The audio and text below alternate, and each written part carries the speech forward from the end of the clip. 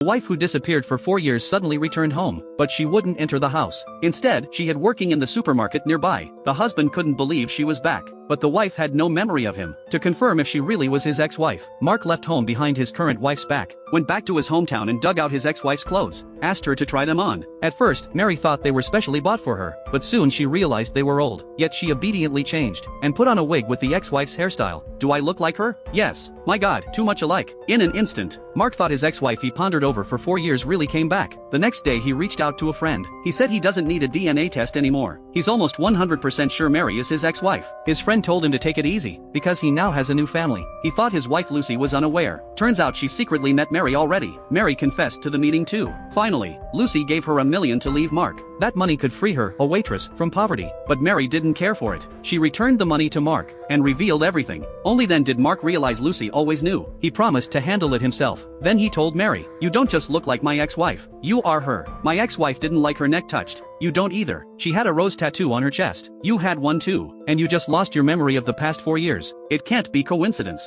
We thought after she disappeared, she was taken by a criminal from years ago. But now, you've just lost some memory." Mary didn't quite believe it, saying she had an ex-husband. He said we were married for 10 years. Mark insisted that ex-husband must have lied to you. Seeing his determination, Mary resignedly said she'd try to believe. Then Mark rushed to the house he shared with his ex-wife, anxious to get rid of the current tenants. The tenant wondered why the rush. He explained, "I've found my ex-wife. She'll be moving back soon." Afterward, he confronted Lucy at home. Lucy tried to stay calm as he started to speak. "Mark says Mary is his ex-wife. I'm sure, so I don't want to keep lying to you. Let's get a divorce." Lucy regrets that her carefully built marriage still ended up here. "Since you've made up your mind, I agree, but I have one condition. The boy may not be my own, but I want custody." Mark disagrees. "He's not blood related to you. He's mine alone." They have a big fight. Next day, Lucy hires a lawyer to file for divorce. Her sole demand is the child. Lawyer promises to go all out, but advises Lucy to reconcile with Mark. "If the biological mother is alive, it'll be hard for you to get custody." This catches her off guard. After thinking, she gets a bold idea. She packs and rents a car, picks up her son early from school, then drives off madly out of town.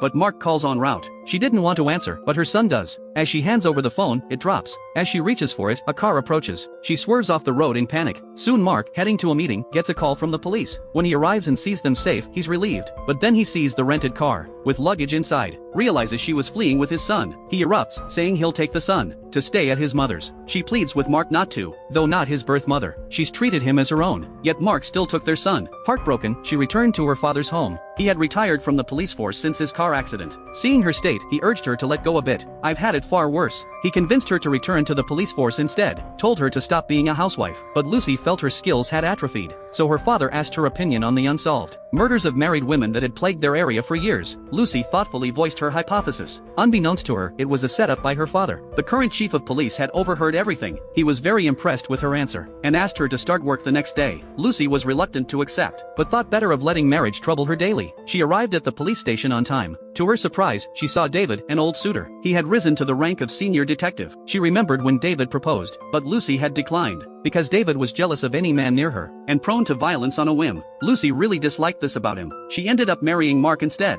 To her, David was just an old acquaintance, but she had no idea that David's reappearance would reveal the whole truth. Meanwhile, Mark had just finished work, only to be stopped by his ex-wife's mother. Ever since his ex-wife disappeared, she demanded $300,000 a month in alimony, since the money to start his business was his ex-wife's inheritance. This time Mark refused to pay anymore, calling it extortion. The old lady blocked his car. She accused him of being the murderer, and threatened to reveal the truth if he didn't pay. He panicked.